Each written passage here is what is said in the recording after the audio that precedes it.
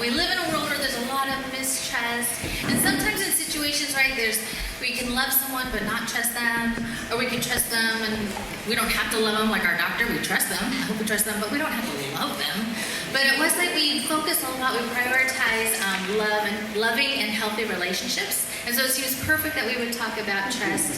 And we want to talk about maybe not like, do we trust our, people out in the world, but do we, who are the people who matter to us most? And how can we love and trust one another better?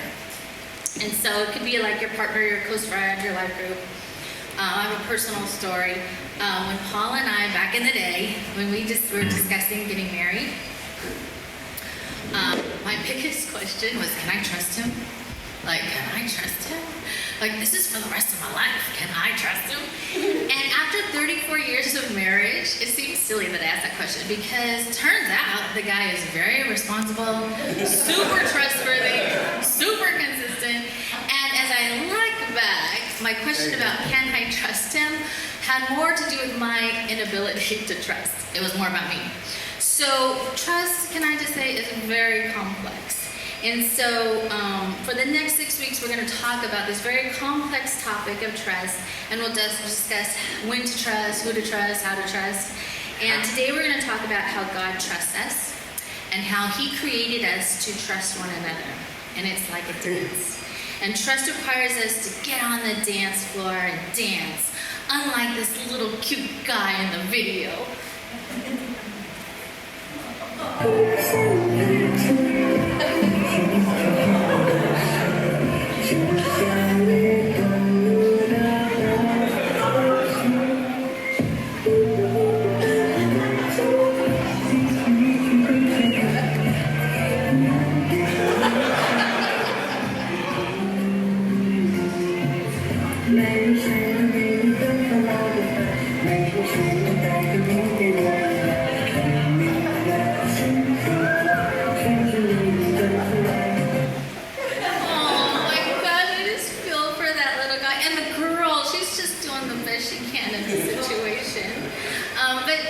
Trust is really like the tango, and it requires two people to learn the steps together, to depend on one another, to be vulnerable with one another, and the repetition of the steps, really that repetition builds trust with one another.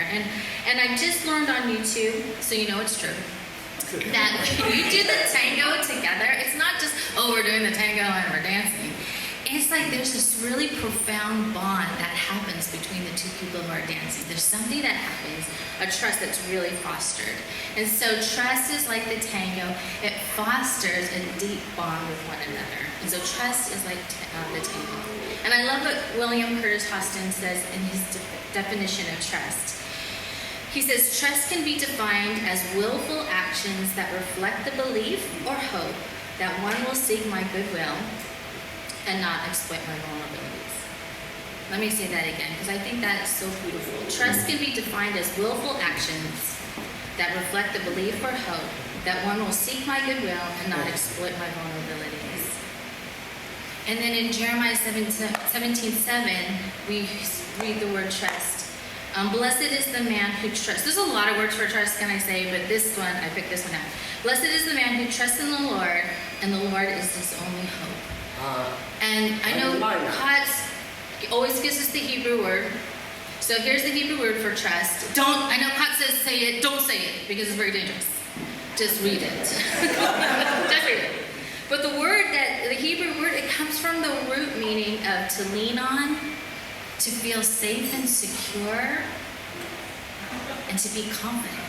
Can you imagine, if this is a trust where the person wants your best interest, they're not going to exploit your vulnerabilities. You feel safe and secure. You feel like you can lean on that person, and you feel confident. That is so beautiful. And so it's God's nature to trust humanity. God the Father, God the Son, and God the Spirit, they trust one another. And we, being created in their image, we were created to trust one another as well. He loves us, he desires us, and he wants us to feel that safety and security in him. Because when we feel safe and secure, we'll be more likely to be vulnerable. We'll be more likely to depend on other people. We'll be more likely to partner with other people.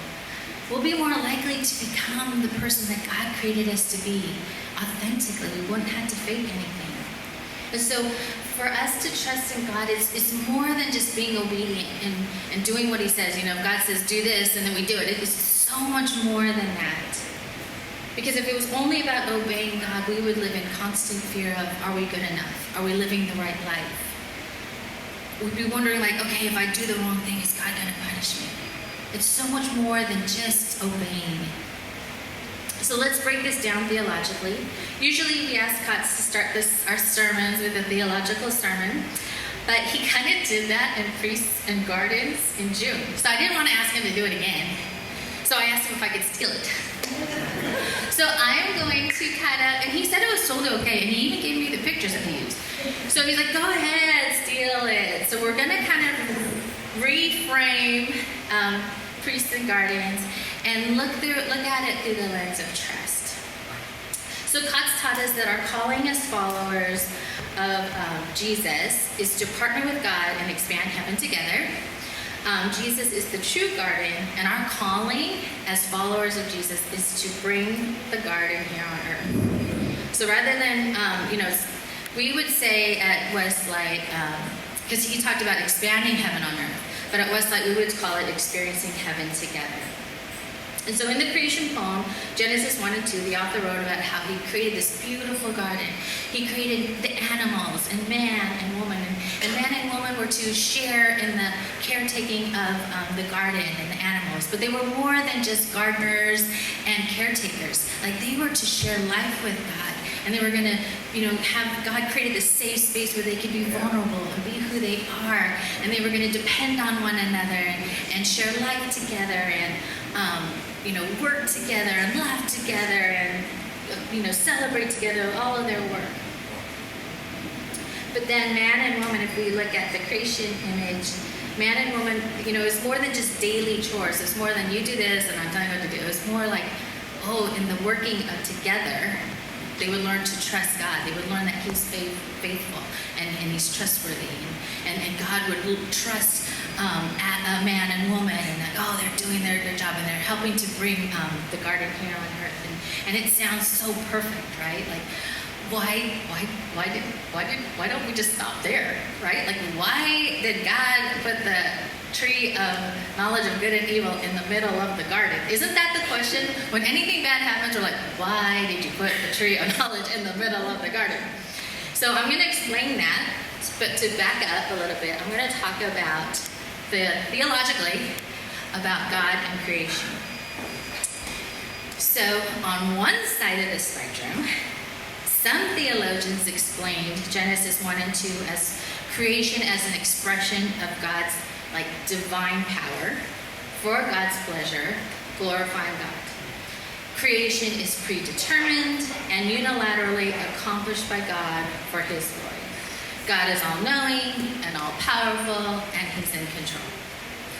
Well, on the way other side of the spectrum, there are some theologians who explain Genesis 1 and 2 as that, creation is an expression of God's divine love. They don't dismiss God's glory, but creation is not a demonstration of power. It's an expression of his divine love. God's power is limited to the freedom of choice that he has given to humanity. So God doesn't completely know what the future is because humanity has not decided it. The future is up in the air. So guess where Westlight is? We love the middle of the spectrum, right? And so Westlight, we love that we've seen God work and act and use his power unilaterally. But we also believe, he's all-knowing and that he's all-powerful, but he doesn't, and he doesn't use his power over and above other people, over and above humanity in a way to control them. God is love, and he can't deny his loving nature, but love requires free will. So love requires us the choice, the freedom to choose. And we're not left to choose on our own. God gives us the Spirit and His grace to help us choose Him, to help us choose love, and to help us to choose to trust. So we love living in that middle, and sometimes it'll be a little over here, sometimes it'll be here, and sometimes it'll be over here, depending on the circumstances. So getting back to Katz's sharing, I have a picture of Katz. He's with us today. Theologically, this means that God trusted humanity first when He created man and woman to live in the garden. He created them for the purposes of love and relationship, and He has given humanity the ministry of partnering with Him to bring the garden here on earth. What Westside would call experiencing heaven together. And so we're in the middle, and we believe that for love and trust to exist, humanity must be given the freedom to choose to love and trust. So here's my tagline. I said it was spectacular. Trust without a choice to not trust is not trust. Okay? So trust without a choice to not trust is not trust. God had to risk that humanity would choose not to trust Him. God had to risk rejection. He had to risk that His plans in the garden would not go as He desired. If God desires cooperation, then risk has to be involved. God desires that we willingly cooperate and partner with Him. And we're not really choosing if there's no choice. So this is why God had to place the tree of knowledge of good and evil in the middle of the garden. Trust without a choice is not trust. What? Trust without a choice to not trust is not trust. And Katz and I, we quote Walter Brueggemann a lot, and he just says it so well. So here's another quote by Walter Brueggemann. The man is given the vocation of tilling the ground, permission to eat of nearly all trees, and the prohibition, oh my goodness, prohibition of eating from the tree of knowledge of good and evil. There's far more permission than prohibition, and yet permission has little meaning without prohibition. Prohibition is not a lack of trust, for trust is only possible if there is prohibition. To say all things are lawful removes any need for trust. The vocation and permission are examples of God's faith only because there is prohibition. So in the garden, when the serpent tempts the woman and the man and the woman, they eat the fruit. Trust required that the man and the woman had that choice. And at the same time, we know in Genesis 3, remember God told us that God told Eve, well, the serpent is going to crush the serpent's, Jesus will crush the serpent's head. So He knows the future. So that's where we have the both and. Like, He gives us choice, but He is in control. He is all powerful. And this is the beauty part that gives me so much hope, that the man and the woman, they willfully betrayed God's trust when they ate the fruit. And God provided the man and woman clothes to wear, and they trusted Him. He moved them out of the garden, and they trusted Him. They were like, okay, we'll do what you say. We trust you. And the man and the woman experienced God's boundless love. They learned that they could trust Him even when they weren't trustworthy. The man and woman learned God's love wasn't based on their actions or their obedience or their protection. For the first time, they experienced God's grace, His unmerited favor. So God took a huge risk when He decided to trust humanity. And was it worth it? That is the question, was it worth it? God hates evil. He hates suffering and death. He hates destruction. His heart breaks when things like that happen. He grieves it. So did God regret trusting humanity?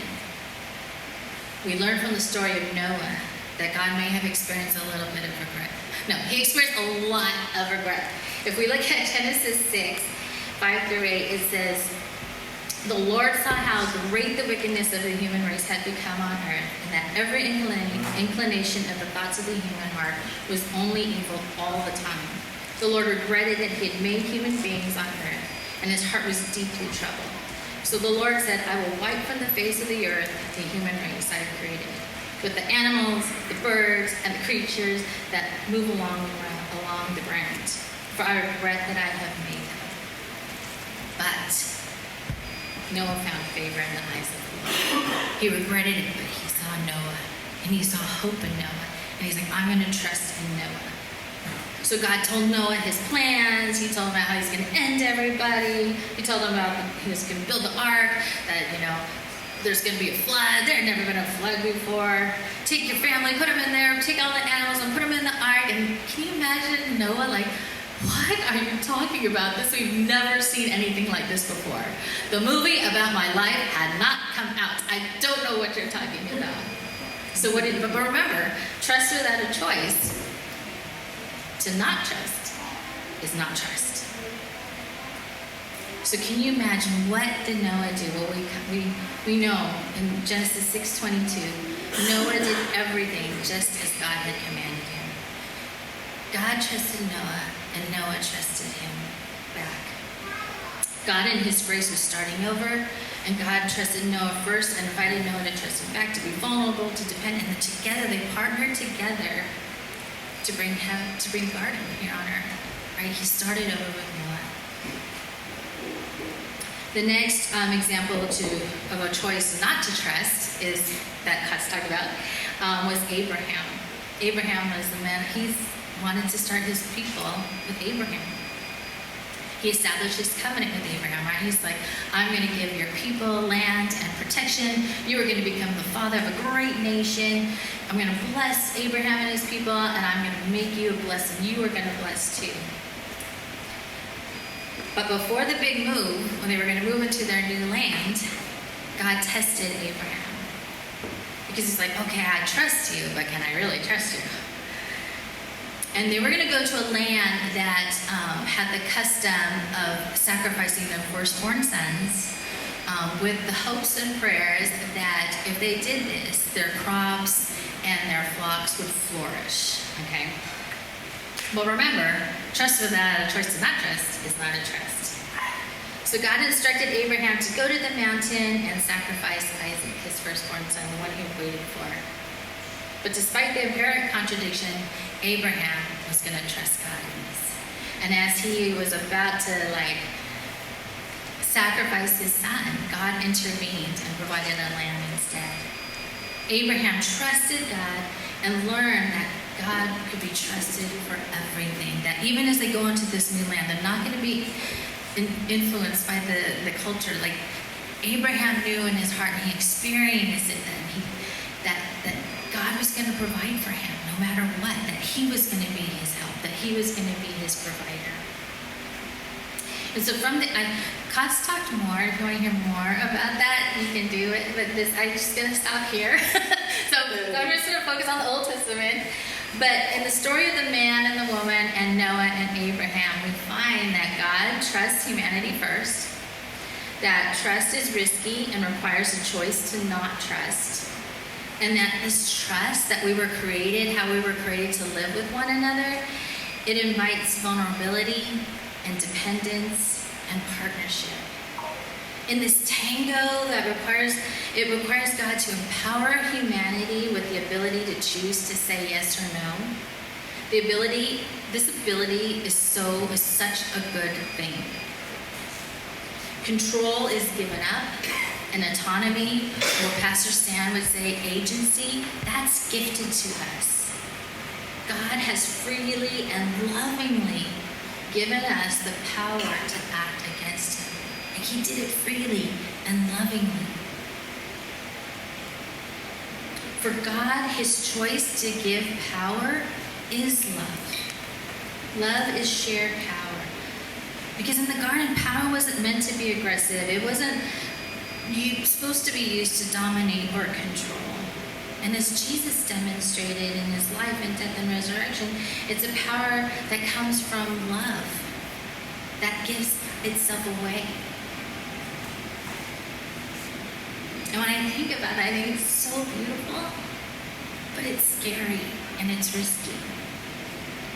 And maybe for some of us, we've been hurt before, and trust can be triggering, and it can be painful. Trusting and being trustworthy is not easy. It's not clear cut. And like the man and the woman and Noah and Abraham, we're gonna mess up. We're not gonna do it perfectly. But this is the dance. The dance is, do I trust We have a choice. In situations, do I trust or do I have the choice? I mean, we all have the choice, but sometimes we forget we have the choice, right? But that's the dance. And so maybe we'll look at the boy and the girl again. I love that boy. Sometimes we may be like him, be like, we don't want to trust. Like, we were forced to go on the dance floor, but we're not going to dance. Or maybe we're like the girl who looks like she's about to cry at a picture, but she's just trying to do the best she can under the circumstances. And both are okay. Both are good. Because in this world that we live in, God looks around and he sees Westlake Church. And he says, I trust them. I find hope in them. Let's pray.